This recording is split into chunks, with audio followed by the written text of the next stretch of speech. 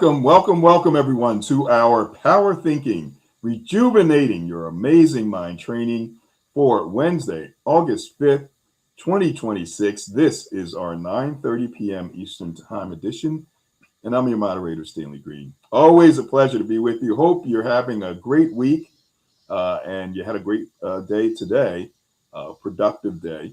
Of course, our job each week is to just invest 30 minutes with you, maximum 60, because we do it in the morning as well, in helping you build these absolutely essential skills in resilience, so that when the tough times hit, you're going to be ready. Um, you may be knocked down, but you'll be able to get up much faster and with less emotional and physical strain than you would would be doing otherwise. So we appreciate you checking in each week, spending the 30 to 60 of the 10,000 plus minutes that we have available each week to invest in yourself, to invest in not what many, but in my opinion, not soft skills. These are actually hard skills. These are skills that are absolutely necessary, whether you're in business or in your personal life, and just dealing with other people, dealing with situations that pop up on an ongoing basis. And so tonight, we focus on one of our power thinking foundational concepts. Some of our foundational concepts are concepts like those 50,000 thoughts a day that our brains are processing. There's learned helplessness, discovered by the prominent psychologist, Dr. Martin Seligman, where folks would fall into this state of powerlessness. And then there is the explanatory style, how we explain and how people explain what happens to them when they're hit with a setback, when they're hit with an adversity. And this is how we can determine whether we are looking at life in a pessimistic fashion, or if we are indeed optimistic. It's one thing to say we're optimistic, but you can actually listen to what folks are saying about what happened to them and determine if they are indeed optimistic or if they are pessimistic. And it's all about the three P's. We shared with you a video called The Three P's of Optimism.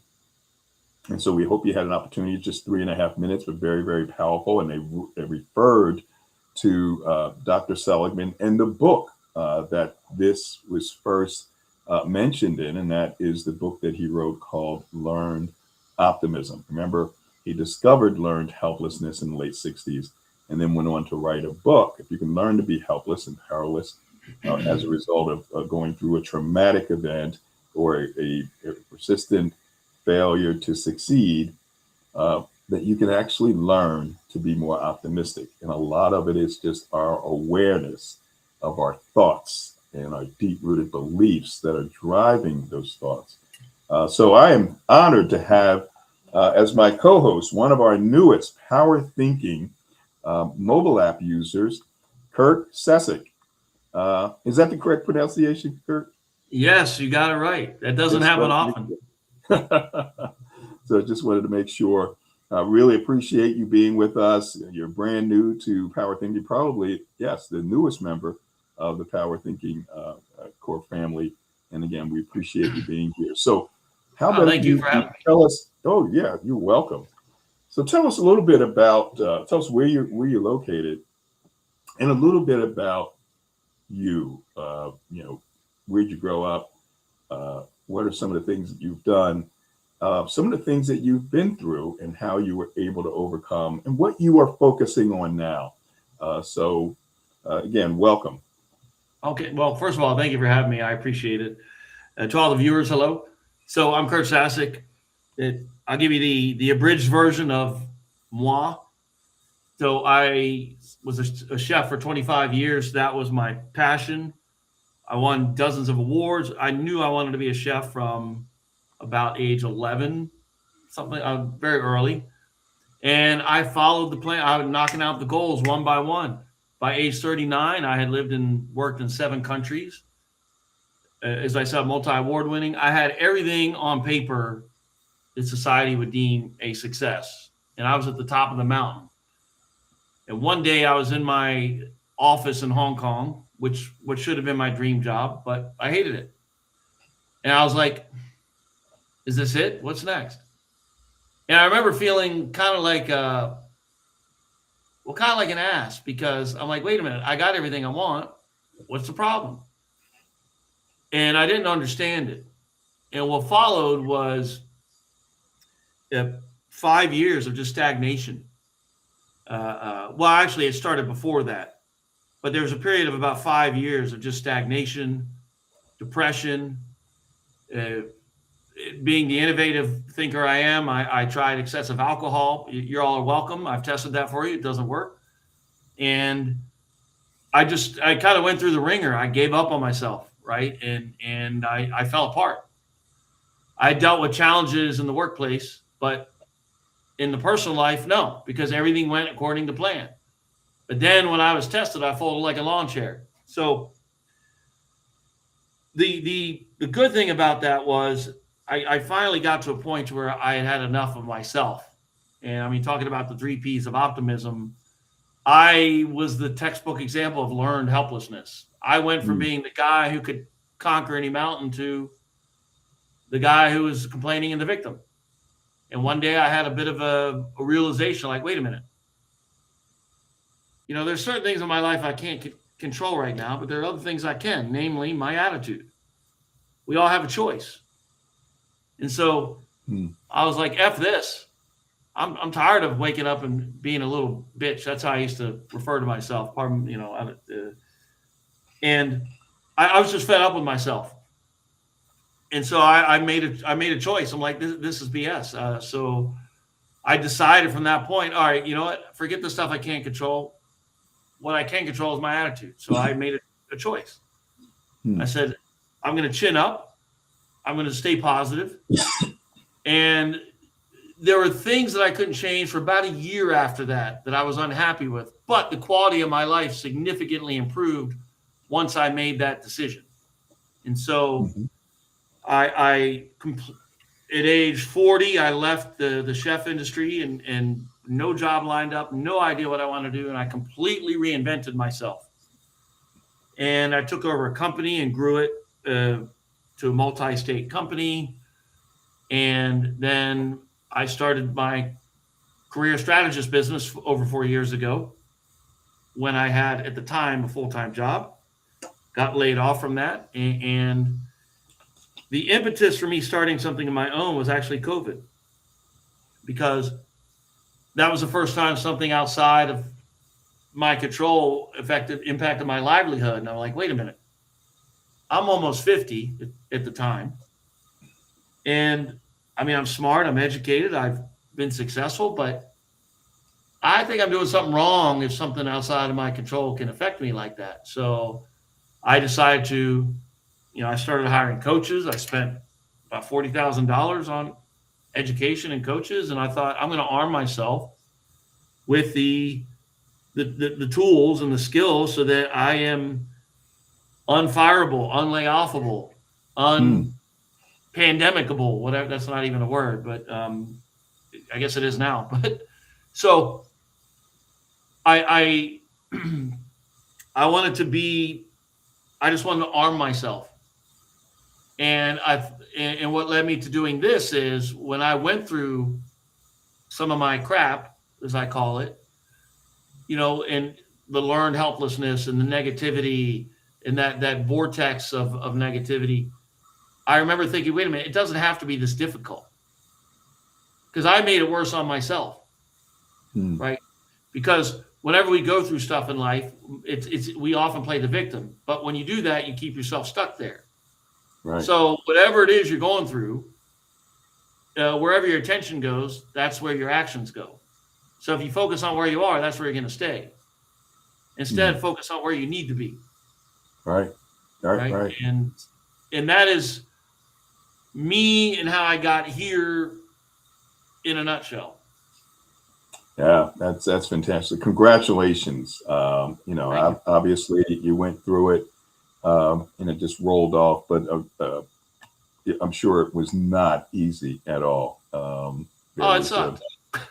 yeah, yeah, significant struggles where you wondered if you'd ever be able to bounce back, and so if you go through the explanatory style, obviously during those times you were pessimistic. Oh, You oh uh, yeah. you were it was personal, right? You blamed No, yourself. I was angry. I was straight up angry at the universe because I felt Yeah. like the rug had been pulled out from under my. Like, wait a minute, I had this life plan, but I was Hmm. just being a little baby. Right. Yeah. Yeah. So obviously, in the video, as they talked about, it becomes very personal, and you certainly get emotional about it. It I'm sure there were times when, before you kind of snapped out of it, that you thought that this was going to be permanent. The second of three P's, Yeah, that I this gave is up on the way it's myself going for to over be. a year. Yeah.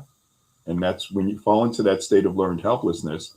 You believe that there's nothing that I can do or anyone can do that can change this. This is where I'm going to be for the rest of my life, and then it's pervasive. It affects every aspect of your life. If it was, a job situation, but well, it's not just the job. It's this and it's that, and it's everything.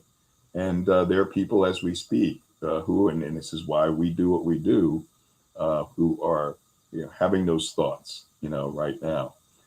What would you tell them? And anyone, if you'd like to hit that star six, feel free to hit the star six. I'd love to hear your thoughts about, the video we shared about the explanatory style. Many of you have been with us for a number of years, and you may have seen this in other people. So, what was it that got you out of that rut? It was.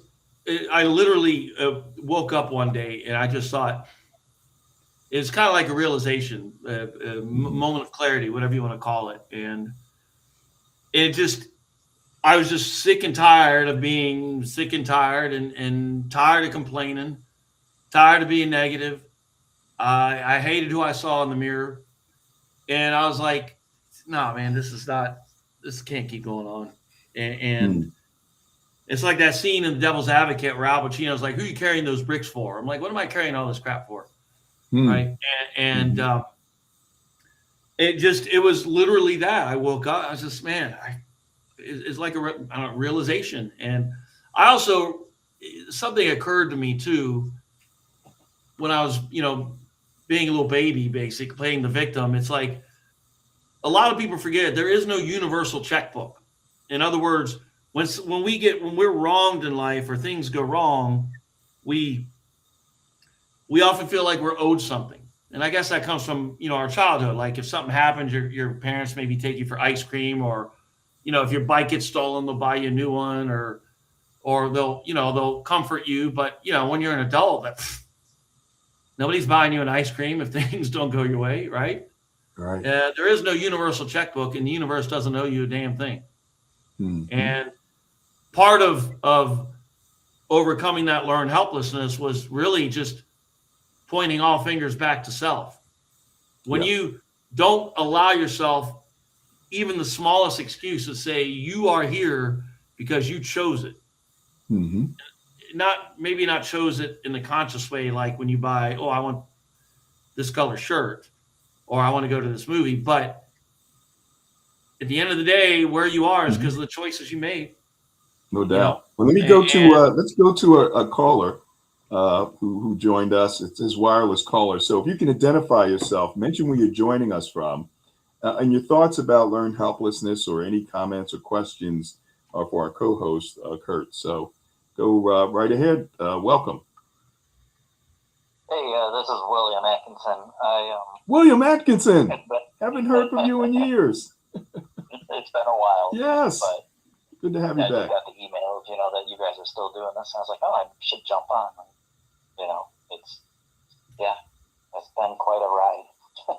Yes. But it's like kind of perfect timing for this conversation. So that's the reason I chimed in. So let's bring us up to date. What are you doing now, William? And you're in Wisconsin, if I remember correctly. I am right now, and I'm actually finalizing. I think I had started talking about the mining stuff when I was working with you guys. Yeah. Mm-hmm. But yeah, I mean, I've found somebody that's going to give me the money and that kind of stuff. So I mean, it's coming to fruition for sure. But I mean, I was just in the same kind of thing he was in, mindset wise. It was only a couple weeks. I mean, I've done a lot of different stuff for the past year. I've been doing some inner healing and that kind of work. Okay. And so, I become more aware of when I'm out of alignment and doing just old habits that, bring on old feelings and stuff I don't really want to feel, which takes you down a rabbit hole. Mm-hmm. And so it's like, I don't know, this past week I came kind of to, and I was like, what are you doing? It's just like, okay, it's time to get back on track. You stop that, you get back to this, and you'll be just fine. Yeah, you started taking action. Well, I mean, I've been taking action, and things have been falling into place really nice. But I think I just kind of got lazy about it. Mm-hmm. I'd take action, but it just wasn't inspired action to take, and so it's just like, okay, so it's just kind of trying to force it along, and that doesn't ever work. So. Sure. Any questions for Kurt? Not really questions. I mean, I could understand 100% what he was, going through and what he was saying. Mm-hmm. But I just kind of wanted to chime in. Yeah. Well, I appreciate that. Welcome back. And you got to get on our Power Thinking Corp app there, William. So but really appreciate you sharing, what's happening with you so that folks out there know that we're not alone. So great to have you. Make sure you join us again soon. And so any thoughts, any comments, Kurt, on what William was mentioning? Well, I'm kind of envious. He only went through it for a couple of weeks. So, but I mean, what I hear from him is it definitely sounds like there's some self-awareness. And that's I mean, if you're not aware of it, you can't fix it. Right. And I kind of look at some of these challenges like that we go through, whether it be depression or addiction or whatever it is. I kind of look at them like the common cold, in the sense that they sometimes, I guess, just need to run their course until we learn what we're supposed to learn. Right. I'm not comparing them to the common cold, just to be clear, but I know I like his self-awareness. Yeah. Great. Well, why don't we do this? I want to. Action. Yeah. Well, I'm going to take folks through our framework because, part of what we do is kind of repeating, what it is we're focused on. And as I mentioned, learned helplessness was kind of the foundational breakthrough that occurred back. The discovery of it goes back to the 1960s, late 60s, with Dr. Martin Seligman, who actually came up with this particular term, explanatory style. But it started with his theory that people can actually learn to be helpless. And he proved that through a series of experiments that, yes, that can happen. Then he started focusing on the opposite. If they can learn to be helpless, can they learn to be optimistic? Can they learn to be more resilient? So what he began to do is explore and really do a lot of research around our thinking, the beliefs that drive that thinking. And they identified 7 strengths that resilient people have, starting with emotion regulation. You talked about the anger that you had when you were, in that state of learned helplessness. And so that emotion regulation is the ability to stay calm under pressure. Next is impulse control, the ability not to say or do the first thing that comes to mind. Next is empathy, the ability to understand another person's experiences and emotions. And then number 4 is self-efficacy. And this is huge. The belief, and I'll ask you to comment on any of these, the skills or inner strengths, after I go through them. But self-efficacy which can get lost. This belief, you start to lose the belief in yourself to achieve what you want to achieve, and the belief that you ultimately have control. And you said you snapped out of it because ultimately you said, okay, you know what? If it's going to happen, I'm going to have to make it happen. Next is optimism, the view that no matter how bad things get, that there's going to be a successful outcome.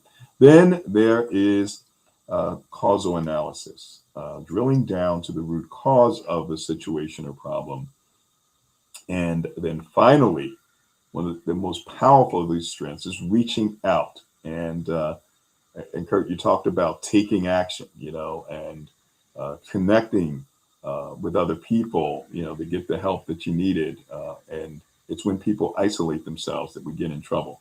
And so then they identified skills, just like, the athletes that practice a specific set of skills to get better and to be more proficient. There's learning the ABCs, the relationship between that A, the setback, B, the belief about the setback, which then drives the C, that negative emotion consequence.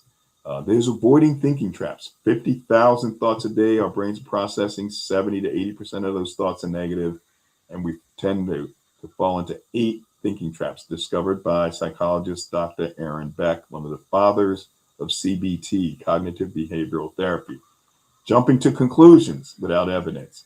Personalizing, that's beating ourselves up too much. Externalizing, blaming the world. And Kurt, you talked about, saying, hey, somebody pulled the rug out from under me, right? And this is where we externalize. There's minimizing and magnifying. Minimizing the positive, magnifying the negative. There's mind reading, when we think we know what others are thinking. There's overgeneralizing. Tunnel vision, when we get locked into just one way of getting something done, when there are multiple ways of accomplishing a goal. And then, of course, emotional reasoning. We talked about that the other day. The next skill, in the first 3, by the way, are awareness skills. It's important for us to be aware of what's going on in our head. And that's detecting the last of the 3 awareness skills is detecting these deep-rooted iceberg beliefs. Now to the action skills, challenging the beliefs that are holding us back. Next is putting things in perspective. Remember, our gratitude exercise is being grateful. No matter how bad things are getting, there's a lot to be grateful for. Writing down those 3 good things. As psychologists all over the world, we recommend this exercise developed by Seligman. Really simple but powerful. Before going to bed, write down 3 good things that happened during the day. Then there's calming and focusing. Don't forget those deep breaths, 6 seconds in, and then exhale 6 seconds. And of course, real-time resilience. As we practice these skills, we'll find ourselves bouncing back in real time. Your thoughts, Kurt? The learned helplessness, that one out of, the 3 Ps is the thing that resonates most. And here's how here's an example of how I describe it, because when it's happening, people don't see it. And so I'll give you a visual. I'll make this quick. Think of a bathtub full of water. You pull the drain, right? The water starts to drain. Well, you don't see, when you look at the tub of water, you don't see anything, right? Even though underneath something's happening. Gradually more water drains, but it still doesn't look like much. But you ever notice as the tub gets closer to being emptied, it picks up momentum, and next thing you know, all the water's gone. So I use that example to describe how easy it is to get kind of sucked into that learned helplessness or that negative thinking without realizing it, because it's kind of like a vortex. But yeah, just like the tub of water, it's like when you have that last little bit, you think, oh, there's still water there, but the next thing you know, it's gone, like that. And then just like your negative thinking, you end up in this hole, and you're like, wait a minute, how did I get down here? Yeah, great, appreciate that. So as we wrap up, really appreciate you being here, and folks, thanks for sharing. We had Layla Llewellyn, who's on LinkedIn, who's on YouTube, who said hello to everyone, and Layla's out in California. Bless you. And then we had, it looks like at Riley, um, who said hello to Layla and hello to the Power Thinking family. Thank you for joining us as well. So if you could share how folks can get in touch with you, Kurt, that would be great. And any final thoughts for our viewers and listeners out there? Okay, yeah, thank you. Again, thank you for having me. So first of all, final thought: anything learned can be unlearned, right? In wherever you are, well, it's not permanent, even though it feels that way. And the best lesson I learned is when you're going through any kind of challenge, think of it as, I read this in an Eckhart Tolle book, which I love. Act as if you planned for it to happen, because just by doing that, it forces you to view the situation differently and handle it differently. Well, one of the easiest ways to get a hold of me is either on LinkedIn, which you just use my name. There's two of the same name. One is an old account that got hacked. Or I'm also active.